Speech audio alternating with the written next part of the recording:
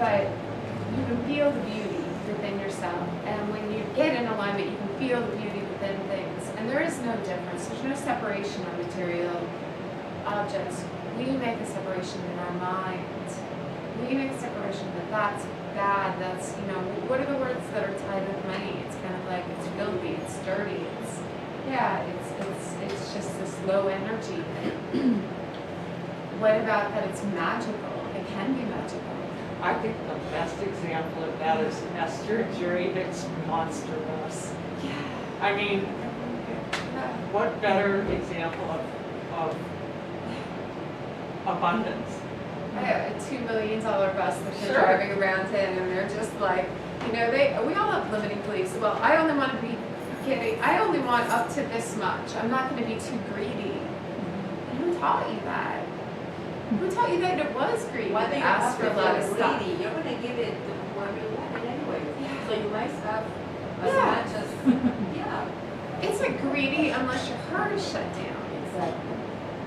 So if your heart is wide open and you're really tapping into stuff, none of this is greedy. Everything can be sacred. Money can be sacred. Or divine, or whatever you want to call it, or just beautiful, or yes. I just wanted to share a short example of that. I have tended to be one of those people who thinks like, oh, I'll just do more yoga, more meditation, more spiritual stuff. And I had a clearing with a friend who does energy work, and she asked something to the effect of like, okay, you know, what is the name one thing that you think would help you, you know, in your healing process right now? And it was just one of those things like, name the first thing that comes to your mind. And I go, money. And I was like, oh, that's so weird that would be the first thing that I would say. But it kind of makes perfect sense, because I was thinking like, what brings me the most joy, the most happiness, that leads to health and healing, you know? And I was like, well, money to spend on stuff to do fun things. So it was like a weird connection, but anyway, just the fact that you said that, you know, about like more meditation, maybe more money. Yes, it is. I mean, if you start changing your views, that like, you know, I was just playing and I was writing down some stuff, and like, you know, there's old ways of thinking. I was hoping that there's this whole new paradigm of thought around, you know, we go out there, we're carving our own path, rather than the old paradigm where we work for someone else and with an X amount of hours and get a designated salary. It's like, I had said to someone recently, like, how about having a job where you barely work?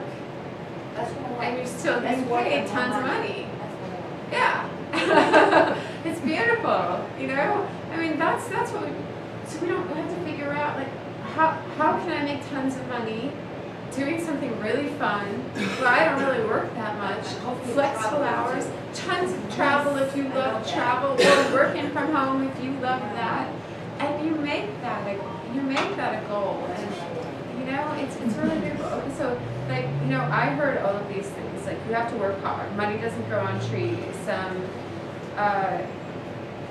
you know, we need to work traditional jobs to be successful, and you know, it's all of that. The more hours you work equals the more money you get. That's a bunch of yes. Yeah. Okay, I'm sorry, but there's people out there who are earning so much money. I mean, they're earning like, what, $5,000 a minute, you know? There's people alive that are earning that, and they can't even conceive. They just have no barriers to money. We can't hate these people, we just have to kind of get in line with it and just start asking for it. You can't shut down at all. Anytime you shut down, you're just killing your own flow.